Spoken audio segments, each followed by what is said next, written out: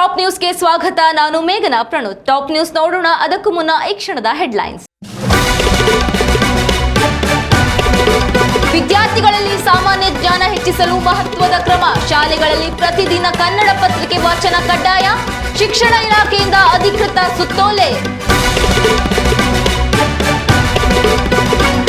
ರೈಲಿನಲ್ಲಿ ಪ್ರಯಾಣಿಸುತ್ತಿರುವಾಗಲೇ ಪ್ರಸವ ಬೇನೆ. ಸಹ ಪ್ರಯಾಣಿಕ ಮಹಿಳೆಯರಿಂದಲೇ ಸಫಲವಾಯಿತು ಹೆರಿಗೆ. ಬಂಟ್ವಾಳ ರೈಲ್ವೆ ನಿಲ್ದಾಣದಲ್ಲಿ ಅಪರೂಪದ ಘಟನೆ.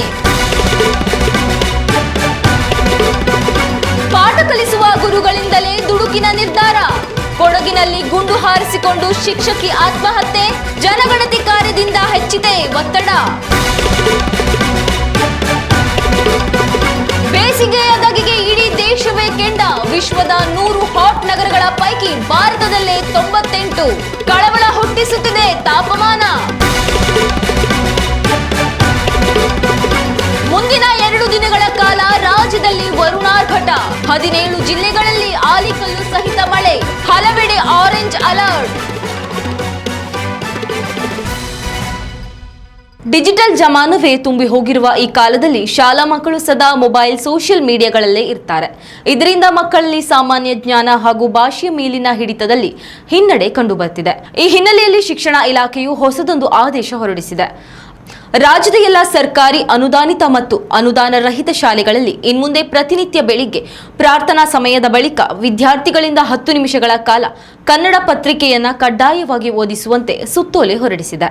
ಮಕ್ಕಳಿಂದ ಮೊಬೈಲ್ ಚಟವನ್ನ ಬಿಡಿಸುವುದು ಹಾಗೂ ಅತಿಯಾದ ಮೊಬೈಲ್ ಬಳಕೆಯಿಂದ ಕಂಡುಬರುತ್ತಿರುವ ಸಾಮಾನ್ಯ ಜ್ಞಾನದ ಕೊರತೆ, ಶ್ರವಣ ದೋಷ, ಮಾನಸಿಕ ಆರೋಗ್ಯದಲ್ಲಿ ಏರುಪೇರು ಈ ಎಲ್ಲಾ ಅಂಶಗಳನ್ನ ಗಮನದಲ್ಲಿರಿಸಿ ಈ ನಿರ್ಧಾರ ಕೈಗೊಳ್ಳಲಾಗಿದೆ. ಅಲ್ಲದೆ ಅಸೆಂಬ್ಲಿಯಲ್ಲಿ 10 ನಿಮಿಷಗಳ ಕಾಲ ಧೈರ್ಯವಾಗಿ ವಿದ್ಯಾರ್ಥಿಗಳು ಪತ್ರಿಕೆ ಓದುವುದರಿಂದ ಸಾರ್ವಜನಿಕವಾಗಿ ಮಾತನಾಡುವ ಆತ್ಮವಿಶ್ವಾಸ ಕೂಡ ಹೆಚ್ಚಲಿದೆ ಹಾಗೂ ಭಾಷೆಯ ಮೇಲಿನ ಹಿಡಿತ ಮತ್ತು ಬರವಣಿಗೆ ಶೈಲಿಯು ಸುಧಾರಣೆ ಕಂಡುಬರಲಿದೆ.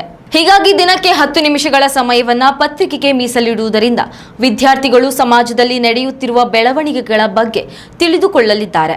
ಭಾಷೆಯ ಮೇಲಿನ ಹಿಡಿತ ಕೂಡ ಹೆಚ್ಚಲಿದೆ. ಸ್ಪರ್ಧಾತ್ಮಕ ಪರೀಕ್ಷೆಗೆ ಬೇಕಾದ ಸಿದ್ಧತೆ ಕೂಡ ಮಾಡಲು ಸಾಧ್ಯವಾಗುತ್ತದೆ ಎಂದು ಕರ್ನಾಟಕ ಮಕ್ಕಳ ಹಕ್ಕುಗಳ ಆಯೋಗವು ಸರ್ಕಾರದ ಅಪಾರ ಮುಖ್ಯ ಕಾರ್ಯದರ್ಶಿಗಳಲ್ಲಿ ಮನವಿ ಮಾಡಿತ್ತು. ಈ ಸಂಬಂಧ ಸರ್ಕಾರದ ಅಪಾರ ಮುಖ್ಯ ಕಾರ್ಯದರ್ಶಿಗಳು ಸೂಕ್ತ ಕ್ರಮ ಕೈಗೊಳ್ಳುವಂತೆ ಶಿಕ್ಷಣ ಇಲಾಖೆಗೆ ನಿರ್ದೇಶನ ನೀಡಿದ್ರು. ಈ ಹಿನ್ನೆಲೆಯಲ್ಲಿ ಇನ್ಮುಂದೆ ರಾಜ್ಯದ ಎಲ್ಲಾ ಸರ್ಕಾರಿ, ಅನುದಾನಿತ ಮತ್ತು ಅನುದಾನ ರಹಿತ ಶಾಲೆಗಳಲ್ಲಿ ಈ ನಿಯಮ ಜಾರಿ ಬರಲಿದೆ. ಮುಂದಿನ ಶೈಕ್ಷಣಿಕ ವರ್ಷದಿಂದಲೇ ಸುದ್ದಿವಾಚನ ಪ್ರಕ್ರಿಯೆ ಆರಂಭಗೊಳ್ಳಲಿದ್ದು ವಿದ್ಯಾರ್ಥಿಗಳಲ್ಲಿ ಜ್ಞಾನದ ಭಂಡಾರ ಹೆಚ್ಚಿಸಲು ಸರ್ಕಾರ ಮಹತ್ವದ ಕ್ರಮ ಕೈಗೊಂಡಂತಾಗಿದೆ. ಉತ್ತಮ ಸಂಸ್ಕಾರಯುತ ಶಿಕ್ಷಣದೊಂದಿಗೆ VSS English medium CBSE school, Udupi Muddur. ನರ್ಸರಿಯಿಂದ 10ನೇ ತರಗತಿವರೆಗೆ ಶಿಕ್ಷಣದ ಜೊತೆಗೆ 5ರಿಂದ 10ನೇ ತರಗತಿವರೆಗಿನ ವಿದ್ಯಾರ್ಥಿನಿಯರಿಗೆ ಉತ್ತಮ ಹಾಸ್ಟೆಲ್ ಸೌಲಭ್ಯವೂ ಇದೆ. ನಿಮ್ಮ ಮಕ್ಕಳ ಪ್ರವೇಶಾತಿಗಾಗಿ ಈ ಸಂಖ್ಯೆಗೆ ಕರೆ ಮಾಡಿ. ರೈಲಿನಲ್ಲಿ ಪ್ರಯಾಣಿಸುತ್ತಿದ್ದ ತುಂಬು ಗರ್ಭಿಣಿಗೆ ಏಕಾಏಕಿ ಪ್ರಸವ ಬೇನೆ ಕಾಣಿಸಿಕೊಂಡ ಪರಿಣಾಮ ರೈಲಿನಲ್ಲಿ ಹೆರಿಗೆಯಾದ ಅಪರೂಪದ ಘಟನೆಯೊಂದು ದಕ್ಷಿಣ ಕನ್ನಡ ಜಿಲ್ಲೆಯ ಬಂಟ್ವಾಳ ರೈಲ್ವೆ ನಿಲ್ದಾಣದಲ್ಲಿ ಸಂಭವಿಸಿದೆ. ಕಾರವಾರ, ಮಂಗಳೂರು, ಬೆಂಗಳೂರು ನಡುವೆ ಚಲಿಸುತ್ತಿದ್ದ ರೈಲಿನಲ್ಲಿ ತುಂಬು ಗರ್ಭಿಣಿ ಮಗುವಿಗೆ ಜನ್ಮ ನೀಡಿದ್ದಾರೆ. ದಕ್ಷಿಣ ಕನ್ನಡ ಜಿಲ್ಲೆಯ ಬಂಟ್ವಾಳ ತಾಲೂಕಿನ ಬಿಸಿ ರೋಡ್ನಲ್ಲಿ ಈ ಘಟನೆ ಸಂಭವಿಸಿದೆ. ಮೈಸೂರು ಮೂಲದ ತುಂಬು ಗರ್ಭಿಣಿ ಪೊನ್ನಮ್ಮ ಮಂಗಳೂರು ಜಂಕ್ಷನ್ನಿಂದ ಹೊರಟಿದ್ದ ರೈಲಿನಲ್ಲಿ ಪ್ರಯಾಣಿಸುತ್ತಿದ್ರು ಎನ್ನಲಾಗಿದೆ. ಏಕಾಏಕಿ ಅವರಿಗೆ ರಕ್ತಸ್ರಾವ ಉಂಟಾಗಿದೆ. ತಕ್ಷಣವೇ ರೈಲನ್ನ ಬಿಸಿ ರೋಡಿನಲ್ಲಿ ಸ್ಥಗಿತಗೊಳಿಸಲಾಗಿದೆ. ವೈದ್ಯರನ್ನ ಸಂಪರ್ಕಿಸಲು ಎಷ್ಟೇ ಬಾರಿ ಪ್ರಯತ್ನಿಸಿದರೂ ಯಾವೊಬ್ಬ ವೈದ್ಯರಿಂದಲೂ ಸಕಾರಾತ್ಮಕ ಸ್ಪಂದನೆ ದೊರಕಲಿಲ್ಲ. ಸುಮಾರು 30 ನಿಮಿಷಗಳ ಕಾಲ ವೈದ್ಯರಿಗೆ ಕಾದು ಇನ್ನೇನು ಸಹ ಪ್ರಯಾಣಿಕ ಮಹಿಳೆಯರೇ ಹೆರಿಗೆ ಮಾಡಿಸಲು ಮುಂದಾದ ಸಂದರ್ಭದಲ್ಲಿ ಸ್ಥಳೀಯ ಸೋಮಯಾಜಿ ಆಸ್ಪತ್ರೆಯ ವೈದ್ಯರ ತಂಡ ಸ್ಥಳಕ್ಕೆ ಧಾವಿಸಿದೆ. ರೈಲಿನ ಬೋಗಿಗೆ ಪರದೆ ಕಟ್ಟಿದ ಮಹಿಳೆಯರು ಗರ್ಭಿಣಿಯ ಹೆರಿಗೆ ಪ್ರಕ್ರಿಯೆಗೆ ನೆರವಾಗಿದ್ದಾರೆ. ಸಹಜ ಹೆರಿಗೆ ಮೂಲಕ ಪೊನ್ನಮ್ಮ ಗಂಡು ಮಗುವಿಗೆ ಜನ್ಮ ನೀಡಿದ್ದಾರೆ. ಕೂಡಲೇ ತಾಯಿ ಹಾಗೂ ಮಗುವನ್ನ ವೆನ್ಲಾಕ್ ಆಸ್ಪತ್ರೆಗೆ ದಾಖಲು ಮಾಡಲಾಗಿದೆ. ತಾಯಿ ಹಾಗೂ ಮಗು ಆರೋಗ್ಯವಾಗಿದ್ದರೂ ಸಹ ಹೆರಿಗೆಯ ಬಳಿಕ ಸೂಕ್ತ ವೈದ್ಯಕೀಯ ಚಿಕಿತ್ಸೆ ಅಗತ್ಯವಿರುತ್ತದೆ. ಹೀಗಾಗಿ ಆಸ್ಪತ್ರೆಗೆ ದಾಖಲು ಮಾಡಿರುವುದಾಗಿ ವೈದ್ಯರು ತಿಳಿಸಿದ್ದಾರೆ. ಸಾವಿರಾರು ವಿದ್ಯಾರ್ಥಿಗಳಿಗೆ ಜೀವನ ಪಾಠ ಕಲಿಸುವ ಜವಾಬ್ದಾರಿಯುತ ಸ್ಥಾನದಲ್ಲಿದ್ದ ಶಿಕ್ಷಕಿಯೊಬ್ಬರೇ ತನ್ನ ಜೀವನದಲ್ಲಿ ದುಡುಕಿನ ನಿರ್ಧಾರ ಕೈಗೊಂಡ ಘಟನೆಯೊಂದು ಕೊಡಗು ಜಿಲ್ಲೆಯ ಮಡಿಕೇರಿ ತಾಲೂಕಿನ ಚೇರಂಬಾಣೆ ಗ್ರಾಮದಲ್ಲಿ ಸಂಭವಿಸಿದೆ. ಚೇರಂಬಾಣಿಯ ಸರ್ಕಾರಿ ಶಾಲೆಯ ಶಿಕ್ಷಕಿಯಾಗಿ ಸೇವೆ ಸಲ್ಲಿಸುತ್ತಿದ್ದ 51 ವರ್ಷದ ಎ ರೋಹಿಣಿ ಎಂಬುವರು ಗುಂಡು ಹಾರಿಸಿಕೊಂಡು ಆತ್ಮಹತ್ಯೆಗೆ ಶರಣಾಗಿದ್ದಾರೆ. 51 ವರ್ಷಗಳ ಸುದೀರ್ಘ ಶಿಕ್ಷಣ ವೃತ್ತಿ ಸಾಗಿಸುತ್ತಿದ್ದ ರೋಹಿಣಿ ಕೌಟುಂಬಿಕ ಜೀವನ ಹಾಗೂ ಶಿಕ್ಷಣ ವೃತ್ತಿಯಲ್ಲಿ ಸಂತೋಷದಿಂದಲೇ ಇದ್ದರು.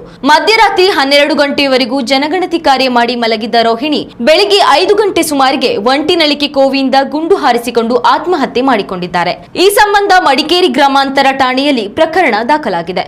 ಜನಗಣತಿಯ ಒತ್ತಡದಿಂದಲೇ ಶಿಕ್ಷಕಿ ರೋಹಿಣಿ ಈ ದುಡುಕಿನ ನಿರ್ಧಾರ ಕೈಗೊಂಡ್ರ ಎಂಬ ಪ್ರಶ್ನೆ ಮೂಡಿದೆ.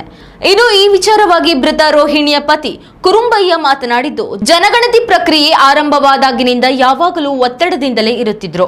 ಜನಗಣತಿ ಕೆಲಸ ಮುಗಿಸಿ ನಿತ್ಯ ಮಲಗುವಾಗ ರಾತ್ರಿ 12 ಗಂಟೆ ದಾಟುತ್ತಿತ್ತು.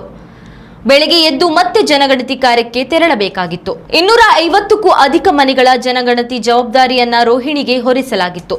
ನನಗೊಂದು ಸಹಾಯಕರನ್ನ ಕೊಡಿ ಎಂದು ರೋಹಿಣಿ ತಹಶೀಲ್ದಾರ್ಗೆ ಮನವಿ ಮಾಡಿದ್ರೂ ಪ್ರಯೋಜನವಾಗಿರಲಿಲ್ಲ.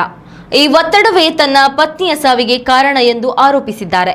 ಇನ್ನು ಈ ಘಟನೆ ಸಂಬಂಧ ಪ್ರಾಥಮಿಕ ಶಾಲಾ ಶಿಕ್ಷಕರ ಸಂಘದ ಮಡಿಕೇರಿ ತಾಲೂಕು ಅಧ್ಯಕ್ಷ ಮೋಹನ್ ಪೆರಾಜೆ ಕೂಡ ಪ್ರತಿಕ್ರಿಯೆ ನೀಡಿದ್ದು, ರೋಹಿಣಿ ಧೈರ್ಯವಂತ ಶಿಕ್ಷಕಿ, ಯಾವುದೇ ಕೆಲಸಗಳಿಗೂ ಹಿಂದೆ ಸರಿಯದ ವ್ಯಕ್ತಿತ್ವ ಅವರದ್ದಲ್ಲ.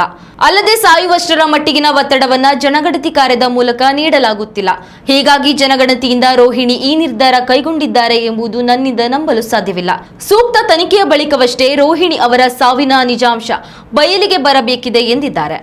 ಉತ್ತಮ ಸಂಸ್ಕಾರಯುತ ಶಿಕ್ಷಣದೊಂದಿಗೆ VSS English medium CBSE school Udupi Muddur. ನರ್ಸರಿಯಿಂದ 10ನೇ ತರಗತಿವರೆಗೆ ಶಿಕ್ಷಣದ ಜೊತೆಗೆ 5ರಿಂದ 10ನೇ ತರಗತಿವರೆಗಿನ ವಿದ್ಯಾರ್ಥಿನಿಯರಿಗೆ ಉತ್ತಮ ಹಾಸ್ಟೆಲ್ ಸೌಲಭ್ಯವೂ ಇದೆ. ನಿಮ್ಮ ಮಕ್ಕಳ ಪ್ರವೇಶಾತಿಗಾಗಿ ಈ ಸಂಖ್ಯೆಗೆ ಕರೆ ಮಾಡಿ. ಈ ಬಾರಿಯ ಬೇಸಿಗೆಯ ಧಗೆಗೆ ಸಂಪೂರ್ಣವಾಗಿ ಭಾರತವೇ ನಿಗಿ ಕೆಂಡವಾಗಿದೆ.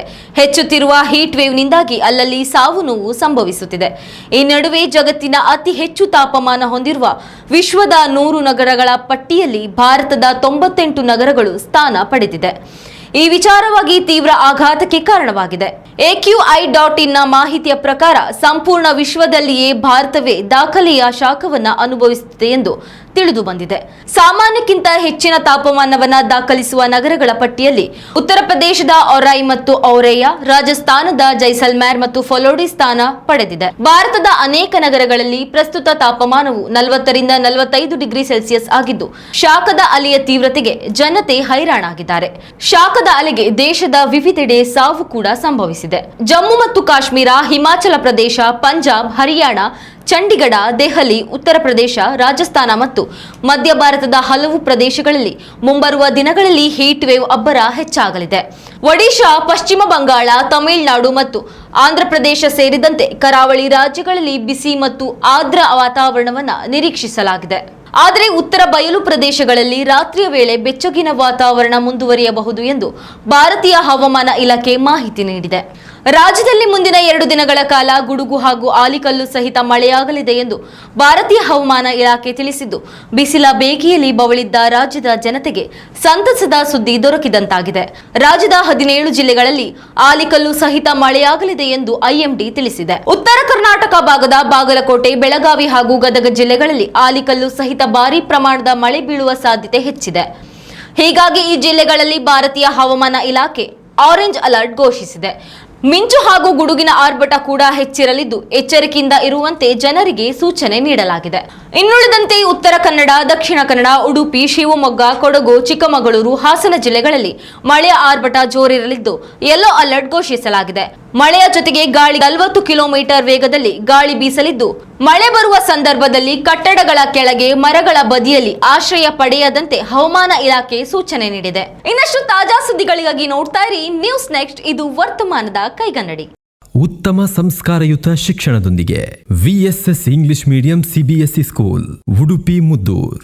ನರ್ಸರಿಯಿಂದ 10ನೇ ತರಗತಿವರೆಗೆ ಶಿಕ್ಷಣದ ಜೊತೆಗೆ 5ರಿಂದ 10ನೇ ತರಗತಿವರೆಗಿನ ವಿದ್ಯಾರ್ಥಿನಿಯರಿಗೆ ಉತ್ತಮ ಹಾಸ್ಟೆಲ್ ಸೌಲಭ್ಯವೂ ಇದೆ. ನಿಮ್ಮ ಮಕ್ಕಳ ಪ್ರವೇಶಾತಿಗಾಗಿ ಈ ಸಂಖ್ಯೆಗೆ ಕರೆ ಮಾಡಿ.